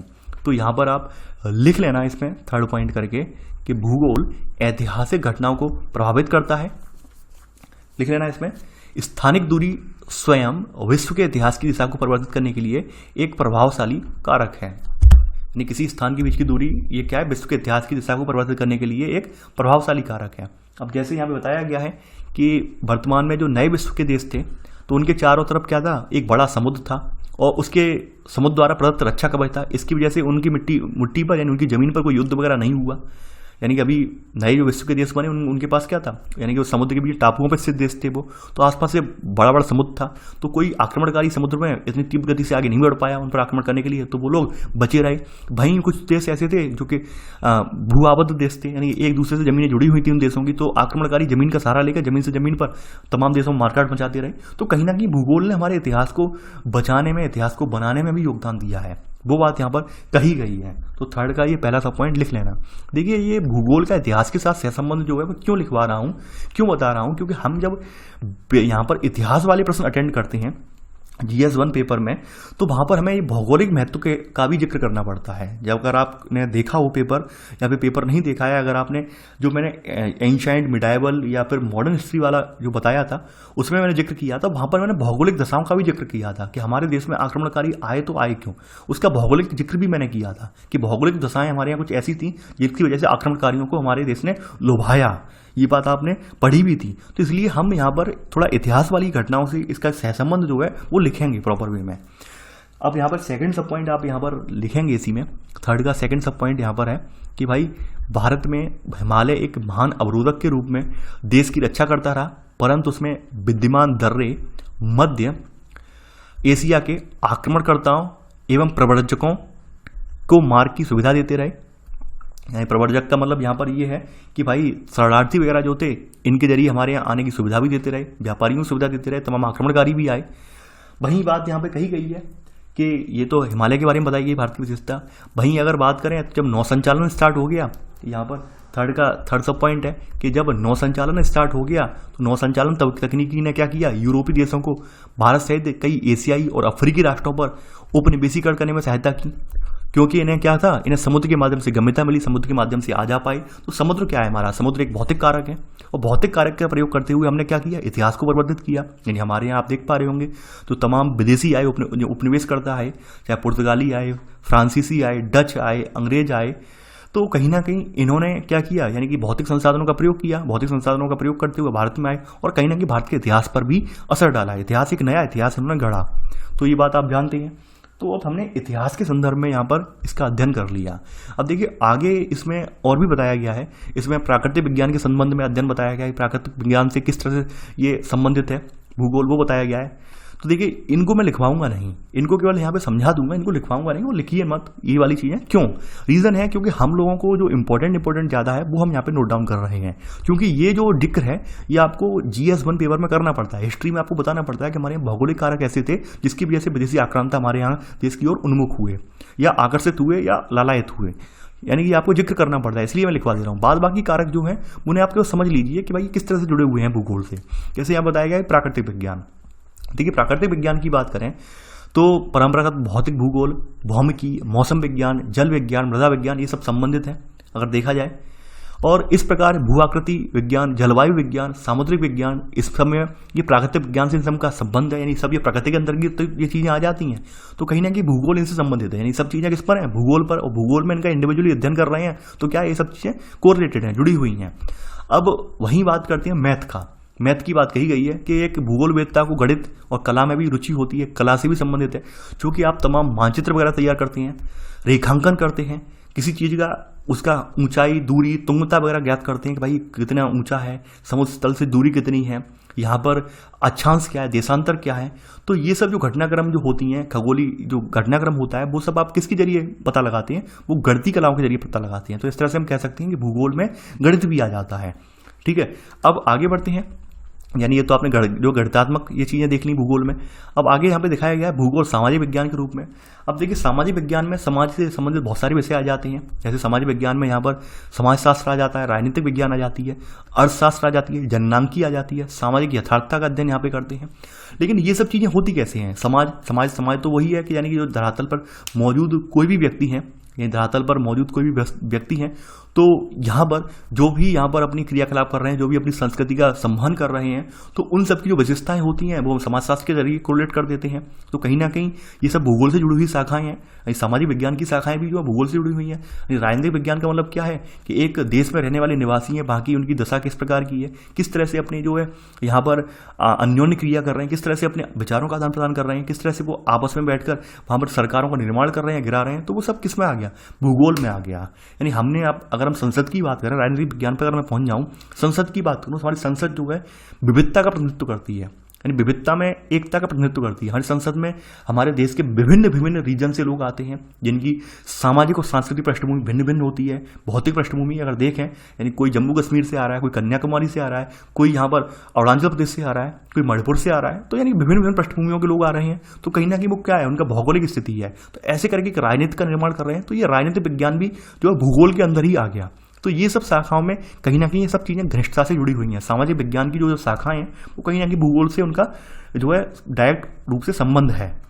तो ये यहाँ पे बताने की कोशिश की गई है, ये लिखना नहीं है, बस आप समझ लीजिए। यहाँ पर आगे बढ़ते हैं। अब देखिए यहाँ पर भूगोल के विषय क्षेत्र बताए गए हैं, ये भूगोल का पूरा विषय क्षेत्र है। अब देखिए यहाँ पर इसे दिखाने से बेटर है कि मैं नीचे सबसे पहले यहाँ पर आऊँ कि भूगोल की शाखाएं कौन कौन सी हैं। ये अब हमारा इंपॉर्टेंट सेक्शन स्टार्ट होता है। अब देखिए हेडिंग डाल लेना, भूगोल की शाखाएं। भूगोल की शाखाएं कौन कौन सी हैं? देखिए भूगोल अध्ययन का एक अंतर शिक्षण यानी इंटरडिसिप्लिनरी विषय है। इंटरडिसिप्लिनरी का विषय का मतलब ये है कि भूगोल का अध्ययन केवल भूगोल में ही नहीं होता, अन्य विषयों में भी होता है। अगर आप इतिहास पढ़ेंगे तो इतिहास की घटनाओं का जिक्र करने के लिए भी आपको भूगोल का सहारा लेना पड़ेगा। अगर आप पर्यावरण की घटनाओं को जानने की कोशिश करेंगे तो वहां पर भी आपको भूगोल के तथ्यों का अध्ययन करना पड़ेगा। तो ये सब चीज़ें हैं। अब मान लेते हैं आप साइंस विज्ञान पढ़ रहे हैं, विज्ञान में किसी तत्व की व्याख्या कर रहे हैं, तो तत्व का उद्गम कहाँ से हुआ, किस जगह मिलता है तत्व, तो आप वहाँ पर भी भूगोल की आप व्याख्या करेंगे। तो कहीं ना कहीं ये सब चीज़ें क्या है, इंटरडिसिप्लिनरी हैं, यानी अंतर शिक्षण होता है। यानी भूगोल जो है सभी विषयों से लगभग जुड़ा हुआ है। तो भूगोल अध्ययन का एक अंतर शिक्षण इंटरडिसिप्लिनरी विषय है। ये पहला पॉइंट आप देख लेना, लिख लेना बोला हूँ, लिख लेना, ठीक है। अब देखिए भूगोल में अध्ययन यानी भूगोल में जो आप स्टडी करते हैं उनकी दो अप्रोचेस हैं, दो उपागम हैं, और दोनों उपागम को यहाँ पे बताया गया है। यानी भूगोल के अध्ययन के दो प्रमुख उपागम हैं। अब इसमें पहली सब हेडिंग आप बना लेना, इसमें विषय वस्तुगत यानी क्रमबद्ध उपागम, ये आपकी पहली सब हेडिंग है। अब देखिए ये उपागम जो था, यह उपागम इसका निर्माण जो किया था भूगोलवेत्ता अलेक्जेंडर वॉन हम्बोल्ट, ये 1769 से लेकर 1859 तक रहे हैं, इनके द्वारा प्रवर्तित किया गया था।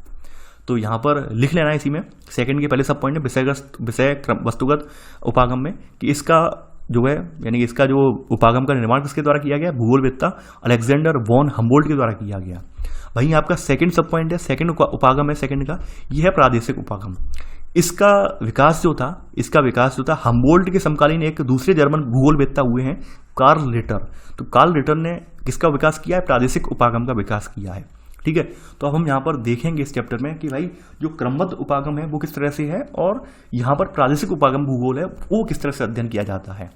तो यहाँ पर पहले कुछ विशेषताएं देख लेते हैं। देखिए अगर हम यहाँ पर विषय वस्तु के आधार पर देखें, विषय वस्तु उपागम जो है क्रमबद्ध उपागम जैसे हम बोलते हैं, तो इसमें क्या होता है, एक तथ्य का पूरे विश्व स्तर पर अध्ययन किया जाता है। यानी कोई तथ्य है, जैसे मान लीजिए जलवायु है, तो जलवायु का पहले हमने पूरे समग्र जो विश्व की जलवायु उसका अध्ययन कर लिया कि सारे समग्र विश्व में कि भाई जलवायु कहाँ पर कैसी जलवायु भिन्नताएं पाई जाती हैं। सबसे पहले हमने ये अध्ययन किया कि जो हमारी विषुवत रेखा है, विषुवत प्रतः है, वहाँ पर जलवायु कैसी रहती है, वहाँ पर जलवायु वहाँ पर अच्छी खासी वर्षा वाली जलवायु रहती है, यानी वहाँ पर वर्षा अच्छा खासा होता है विषुवत पर। यानी हमने पूरा एक समग्र अध्ययन किया कि भाई विषुवत पर अच्छी खासी वर्षा होती है। उसके हिसाब से फिर हमने बाद में ये देखा कि भाई हम विषुवत के आसपास पड़ने वाले कौन कौन से देश पढ़ रहे हैं, तो हमने क्षेत्रीय स्वरूप की उनकी व्याख्या करना स्टार्ट की। तो ये जो उपागम है ये टेक्निक कहलाएगी आपकी विषय वस्तुगत उपागम टेक्निक कहलाएगी। तो इसमें आप लिख लेना थर्ड पॉइंट में, ठीक है, कि विषय वस्तुगत उपागम में एक तथ्य का पूरे विश्व स्तर पर अध्ययन किया जाता है, तत्पश्चात क्षेत्रीय स्वरूप के यहाँ पर वर्गीकृत प्रकारों की पहचान की जाती है। यानी पहले हमने मान लिया, पहले हमने व्याख्या की कि भाई जो विषुवत है, विषुवत पर अच्छी खासी वर्षा होती है क्योंकि सूर्य का प्रकाश सीधा पड़ता है, तो वहाँ पर सबसे ज़्यादा बाष्पीकरण होता है और तत्काल वर्षा भी होती है, इसलिए वहाँ पर हरे भरे यानी सदाबहार वन भी पाए जाते हैं। यानी हमने ये देख लिया। फिर हम ये देखेंगे भाई भारत क्या विषुवत के आसपास पड़ रहा है या नहीं पड़ रहा है। तो ऐसे करके जो आपका विषय वस्तुगत उपागम है, इसमें सिस्टमेटिक अप्रोच में यानी पहले समग्र रूप से हम देखते हैं, समग्र विश्व का अध्ययन करते हैं, फिर इसके बाद स्थान का अध्ययन करते हैं। जैसे यहाँ पर वनस्पति के अध्ययन में पहले विश्व स्तर पर अध्ययन किया जाएगा, फिर हम किसी स्थान स्तर पर जैसे सदाबहार वन, नरम लकड़ी वाले वन, कोणधारी वन या मानसूनी वन, जैसा कि मैंने एग्जाम्पल दिया, वही सब आ जाता है। अब इसी में है भाई जो प्रादेशिक उपागम है, कार्ल रिटर वाला प्रादेशिक उपागम है, इसमें क्या करते हैं। देखिए प्रादेशिक उपागम वाला सिद्धांत जो है स्टडी करने वाला, इसमें क्या करते हैं, विश्व को हम विभिन्न पदानुक्रमिक स्तर के प्रदेशों में विभक्त कर लेते हैं। यानी विभिन्न प्रदेशों को हम जो है यानी कि विश्व को हम तमाम जो छोटे छोटे स्तर हैं उनमें विभक्त कर लिया कि भाई ये जोन 1 है, ये जोन 2 है, ऐसे करके हमने विभक्त कर लिया। और फिर वहाँ पर एक प्रदेश वाइज यानी जैसे मान लेते हैं अमेरिका को हमने यानी कि नॉर्थ अमेरिका कॉन्टिनेंट को डिवाइड कर लिया, फिर हम उस प्रदेश का केवल अध्ययन कर रहे हैं। इस चीज़ को हम क्या कहेंगे, प्रादेशिक उपागम कहेंगे। यानी कि हम पहले तो अगर हम विषय वस्तुगत में देखें तो पूरा समग्र कर रहे हैं अध्ययन, और हम प्रादेशिक का मतलब ये है कि हमने अपना कॉन्टिनेंट डिवाइड कर लिए, 7 के 7 कॉन्टिनेंट, तो कॉन्टिनेंट के हिसाब से जिक्र कर रहे हैं। भाई एशिया कॉन्टिनेंट में ये हो रहा है, नॉर्थ अमेरिका में ये हो रहा है, साउथ अमेरिका में ये हो रहा है, अफ्रीका में ये हो रहा है। तो ये प्रादेशिक उपागम का लक्षण है, ये आपने देख लिया। अब आगे बढ़ते हैं। देखिए एक चौथा पॉइंट यहाँ पे लिखा गया है कि भाई द्वैतवाद भूगोल की एक मुख्य विशेषता है। द्वैतवाद होता क्या है, द्वैतवाद का मतलब है दो विचारधाराएं, दो सिद्धांत। द्वैतवाद का मतलब ये, द्वै का मतलब यहाँ पे आप संस्कृत का वर्ड है, द्वै का मतलब यही होता है, दो विचारधाराएं या दो सिद्धांत। तो शुरुआत में भूगोल क्या था, कि शुरुआत में भूगोल की जो प्रकृति थी भौतिक पर थी। यानी लोग ये मानते थे शुरुआत में भूगोलवेत्ता कि भाई भूगोल जो होता है वो भौतिक वस्तुओं से संबंधित होता है, लेकिन बाद में धीरे धीरे करके समझ में आने लगा कि भाई भौतिक वस्तुओं की पहचान करने वाला कौन है, यहाँ पर मानव ही तो है। अब भाई मानव की व्याख्या नहीं करोगे तो मानव को इसका अनिवार्य अंग नहीं बनाओगे तो क्या फिर भूगोल की कल्पना पूरी हो पाएगी, नहीं हो पाएगी। इसलिए बाद में यहाँ पर मानव भूगोल को भी यहाँ पर ऐड किया गया। तो भूगोल में दोनों चीजें आ जाती हैं, भौगोलिक तत्व भी आ जाते हैं और मानवीय तत्व भी समाहित हैं। तो यानी कि इसकी संरचना जो है द्वैतवाद वाली है। यहाँ पर इसमें दोनों विशेषताएं हैं विद्यमान है, भौगोलिक और भौतिक या फिर मानवीय विशेषताएं। यहाँ पर आपका जो फिलहाल जो आपका पूरा चैप्टर है, पूरी आपकी जो ये वाली जो किताब है, ये भौतिक भूगोल के सिद्धांत वाली है, मानव भूगोल वाली आप अगली कक्षा में पढ़ेंगे। तो यहाँ पर आप अगला पॉइंट, चौथा पॉइंट आप लिख लेना कि द्वैतवाद भूगोल की एक मुख्य विशेषता है। यह आप चौथा पॉइंट लिख लेना। इसका प्रारंभ से ही विषय में प्रवर्तन हो चुका है। प्रवर्तन हो चुका था मतलब क्या है कि जुड़ चुकी थी। प्रवर्तन का मतलब यह है कि भाई इसी में ये चीजें ऐड हो गई। आगे बढ़ते हैं। यानी पहले के विद्वान क्या थे, इसमें सब पॉइंट लिख लेना। पहले विद्वान जो थे भौतिक भूगोल पर बल देते थे, लेकिन बाद में स्वीकार किया गया कि मानव धरातल पर का समाकलित भाग है। यानी मानव भी इस धरातल पर रहने वाला इंटीग्रेटेड पोर्शन है, इंटीग्रेटेड व्यक्तित्व है और वह प्रकृति का अनिवार्य अंग है। तो बाद में हमने मानवीय भूगोल को भी प्रतिपादित किया। देखिए मानव भूगोल के बारे में यहाँ पे जिक्र नहीं किया गया क्योंकि मानव भूगोल की अलग किताब है। मानव भूगोल के बारे में मैं बता दे रहा हूँ। मानव भूगोल को प्रतिपादित करने वाले जो व्यक्ति थे, मानव भूगोल के पितामह कहे जाते हैं, ये फ्रेडरिक रैटजेल बोले जाते हैं। यानी कि फ्रेडरिक रैटजेल को जो है यहाँ पे लिख लेना आप। इसी में अगर जिक्र आ गया है मानव भूगोल का, क्योंकि इस चैप्टर को लिख रहे हैं, तो आप यहाँ पे लिख लेना इसी में सब पॉइंट करके, अगला सब पॉइंट करके, चौथे का अगला सब पॉइंट करके कि मानव भूगोल का पिता फ्रेडरिक रैटजेल को कहा जाता है। इन्होंने एक किताब लिखी थी एंथ्रोपोजियोग्राफी। तो ये एंथ्रोपोजियोग्राफी ग्रंथ के रचयिता भी थे। एंथ्रोपोजियोग्राफी ग्रंथ के रचयिता भी थे। तो ये तो आपने इनके बारे में जान ली। अब जो भूगोल की शाखाएं हैं हमारी, हमने अभी शाखाएं पढ़ी, इनकी भी कुछ उपशाखाएं हैं।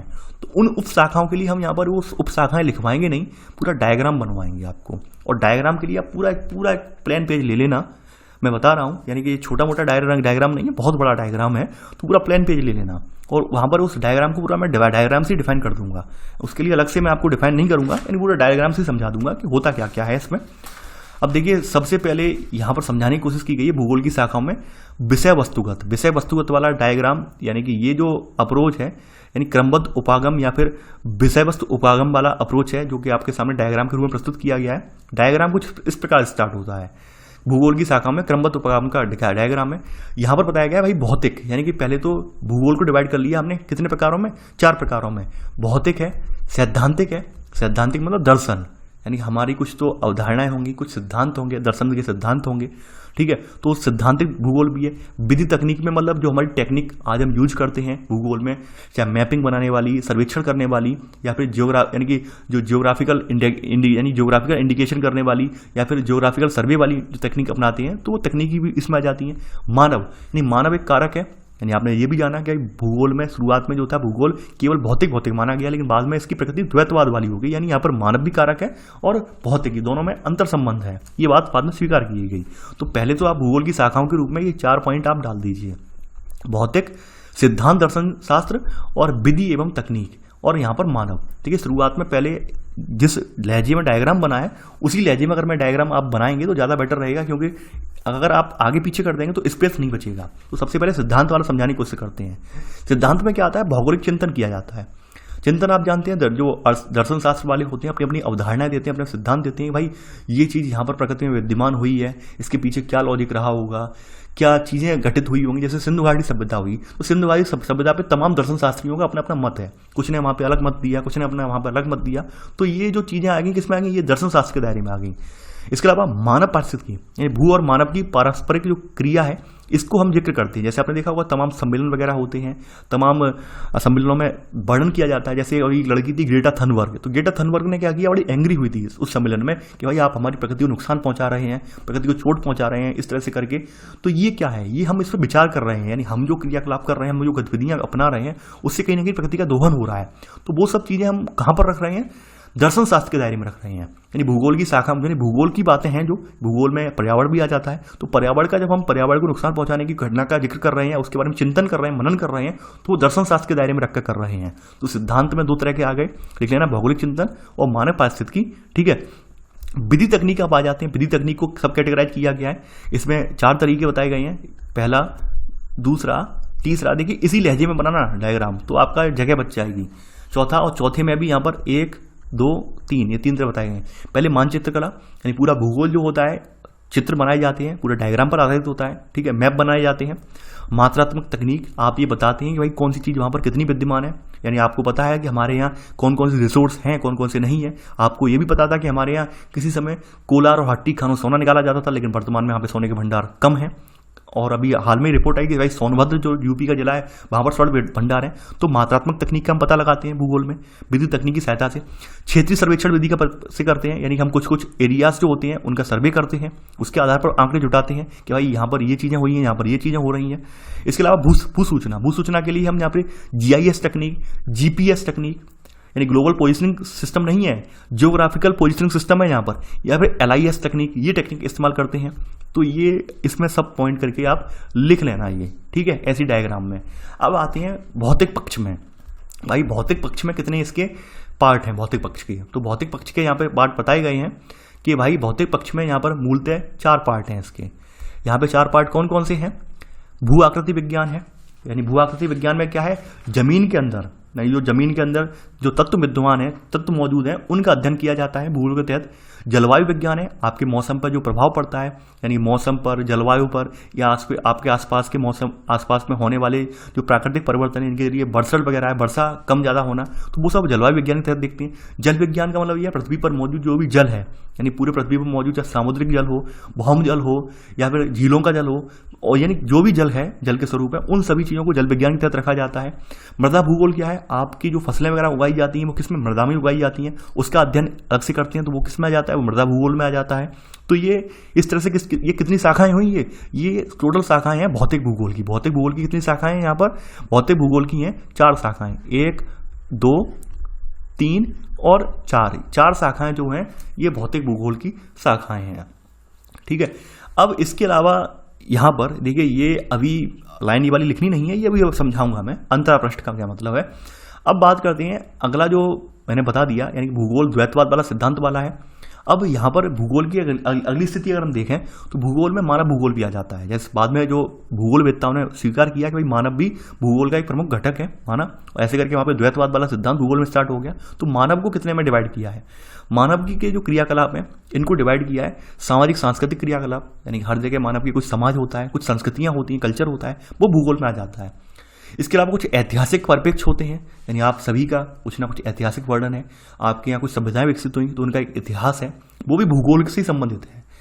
अगली यहाँ पे स्थिति बताई गई है भाई कि भाई जनसंख्या बस्ती, भाई जनसंख्या बस्ती में बताया गया है कि भाई जनसंख्या बस्ती में क्या आता है, ग्रामीण बस्तियां आप बताते हैं, नगरीय बस्तियां कैसी हैं वो भूगोल के तहत आ जाती हैं। यानी कि जनसंख्या बस्ती को यहाँ पे दो भागों में पुनः विभक्त कर लिया है, ऐसे ही लिख लेना आप, ठीक है। राजनीतिक, भाई राजनीतिक जो भी मैंने उथल पुथल बताई है वो सब राजनीतिक में आ जाती है कि राजनीतिक किस हिसाब से राजनीतिक भूगोल यानी क्षेत्र की राजनीतिक घटनाएं जो हैं, निकटस्थ पड़ोसी इकाइयां जो हैं, यानी निकट में क्या क्या हो रहा है, कैसे निर्वाचन हो रहा है, कैसे चुनाव हो रहे हैं, तो वो सब राजनीतिक में आ जाते हैं, ठीक है। तो आपने यहाँ पर जो मानव भूगोल है कितने प्रकार का है, 1 2 3 4 और 5, यानी कि यहाँ पर अभी तक आपने यहाँ पर 4 यहाँ तक लिख लिए होंगे और तीसरे के 2 सब कारक हैं, तीसरे इसके, तो ये आपने यहाँ पर ये नोट कर लिए होंगे यहाँ तक। अब आर्थिक क्रियाकलापों में यहाँ आ जाती हैं विभिन्न प्रकार की गतिविधियाँ। आप सभी को मालूम है आर्थिक क्रियाकलाप हमारे जीवन का एक हिस्सा है और इनके बिना हमारा जीवन नहीं चल सकता। तो यहाँ पर हम क्या करते हैं, कृषि करते हैं, औद्योगिक क्रियाकलापों में संलग्न है, पर्यटन में बढ़ावा दे रहे हैं, व्यापार और परिवहन के जरिए कुछ चीज़ें कर रहे हैं, अवसंरचनाएं हैं, सेवाएं हैं, ये सब इसमें आ जाती हैं, ये आर्थिक गतिविधियों में आ जाती हैं। तो इनका डायग्राम कुछ इस तरह से आप आर्थिक में रख लेना। अब देखिए बीच में एक चीज़ दी हुई है, अंतरापृष्ठ जीव भूगोल। अंतरापृष्ठ का मतलब क्या है, अंतरापृष्ठ का मतलब ये है कि भाई इन दोनों के मिलन से, भौतिक भूगोल के मिलन और मानव भूगोल के मिलन से एक बीच में एक नया भूगोल के कुछ शाखाएं तैयार हुई। यानी कि ये ऐसा तो है नहीं जब पृथ्वी पर जब मानव रह रहा है तो पृथ्वी पर मानव रह रहा होगा तो कहीं ना कहीं पृथ्वी पर मानव ने क्रियाकलाप भी किए हैं, प्रकृति का दोहन भी किया है, यानी भूगोल के तमाम भौतिक संसाधनों का दोहन भी किया है। तो उन भौतिक संसाधनों के दोहन के उपरांत यहाँ पर एक नए प्रकार की संबंध स्थापित हुआ है जिसे यहाँ पर अंतरापृष्ठ जीव भूगोल की संज्ञा दी गई है। तो ये इन दोनों का मिला जुला रूप है, किसका, भौतिक पर्यावरण का और मानवीय भूगोल का मिला जुला रूप है। तो आप इसी तरह से जैसे एरो दिखाए गए हैं इसका मतलब ये दोनों का मिला जुला रूप है, अंतरापृष्ठ जीव भूगोल। और इसको फिर आपसे अब कैटेगराइज किया गया है 4 भागों में, पारिस्थितिकी, पादप भूगोल यानी पेड़ पौधे, पर्यावरण भूगोल और प्राणी भूगोल, चाहे मानव हो पशु पक्षी हो, ये सब प्राणी भूगोल। तो आपने ये देख पा रहे होंगे यानी इनका वितरण, इनकी स्थिरता किस तरह से प्राणी भूगोल, यानी आप देख पा रहे हो पर्यावरण जहाँ जहाँ भिन्न होता है या फिर भौतिक परिस्थितियाँ यहाँ पर विषम होती हैं, वहाँ पर किस तरह से प्राणी जात पाई जाता है, किस तरह से पादप वहाँ पे पाए जाते हैं, पारिस्थितिक भिन्नता वहाँ पर किस प्रकार से होती हैं। तो ये जो चीज़ें क्रिएट होती हैं ये अंतरापृष्ठ जीव भूगोल बोली जाती हैं। यानी अंतरापृष्ठ जीव भूगोल का मतलब यही है, जीव भूगोल के भौतिक भूगोल और मानव भूगोल के अंतरापृष्ठ यानी इंटरफेस के फलस्वरूप जीव भूगोल का यहाँ पर उदय हुआ है, ठीक है। तो इसमें जीव भूगोल में क्या आता है, सबसे पहले मैंने वही बताया कि भाई जीव भूगोल में पशुओं, इनके निवास क्षेत्र, स्थानिक स्वरूप, ठीक है, भौगोलिक विशेषताओं का अध्ययन किया जाता है। वनस्पति भूगोल में यानी कि पादप भूगोल या वनस्पति भूगोल जो है आपका, इसमें उनके वनस्पतियों के निवास क्षेत्र, हैबिटेट वगैरह का अध्ययन किया जाता है। तो ऐसे करके आपका ये डायग्राम जो पूरा बना हुआ है, इस डायग्राम को आप बना लेंगे तो ज़्यादा बेटर रहेगा क्योंकि इस डायग्राम को एक बार में आपको याद हो जाएगा। तो ये भूगोल की कैसी शाखाएं हैं, ये यहाँ पर आपकी जो है आपकी क्रमबद्ध उपागम की शाखाएं हैं। अब भूगोल का अगला डायग्राम जो बनेगा वो छोटा सा डायग्राम है, छोटा सा डायग्राम है। ये भूगोल की शाखाएं हैं, ये हैं प्रादेशिक उपगमन के आधार पर भूगोल कितने प्रकार का होता है वो हम देखेंगे। देखिए प्रादेशिक उपगमन के आधार पर हमने डिवाइड किया है, प्रादेशिक अध्ययन या क्षेत्रीय अध्ययन, यहाँ पर इसे डिवाइड किया है। स्थूल प्रादेशिक अध्ययन, स्थूल का मतलब होता है बड़ा विस्तृत, मध्य प्रादेशिक अध्ययन और सूक्ष्म प्रादेशिक अध्ययन। इसके अलावा प्रादेशिक अध्ययन में प्रादेशिक विकास यानी कोई प्रदेश का विकास कितना हुआ है उसका विश्लेषण कर लेते हैं। इसमें प्रादेशिक योजनाएं कैसी हैं, यानी वहाँ पर देश ग्रामीण योजना कैसी है, शहरी योजना कैसी है। तो इस तरह से ये आपकी प्रादेशिक उपगमन यानी उपागम की विशेषताएं हैं। तो ऐसे करके भाई आपका ये चैप्टर यहाँ पर खत्म हो जाता है, ठीक है। यहाँ पर ये चैप्टर आपका जो है ये चैप्टर समाप्त हो जाता है। आई होप आपको ये चैप्टर पसंद आया होगा, यानी कि हमने पूरी कोशिश की है अपना बेस्ट देने की। अब देखिए इसमें कुछ परिभाषाएं हैं, भूगोल क्या है ये परिभाषाएं आप एंड में लिख लेना। भूगोल का जो है उद्देश्य धरातल की प्रादेशिक क्षेत्रीय भिन्नता का वर्णन और व्याख्या करना है। दूसरी परिभाषा ये है कि भूगोल धरातल के विभिन्न भागों में कारणात्मक रूप से संबंधित तथ्यों में भिन्नता का अध्ययन करता है। ये रिचर्ड हार्ट शॉर्न की है और ये अल्फ्रेड हैटनर की है। ये परिभाषाएं अक्सर पूछ ली जाती हैं एक नंबर में, तो आप इन्हें परिभाषाओं को आप लिख लेना।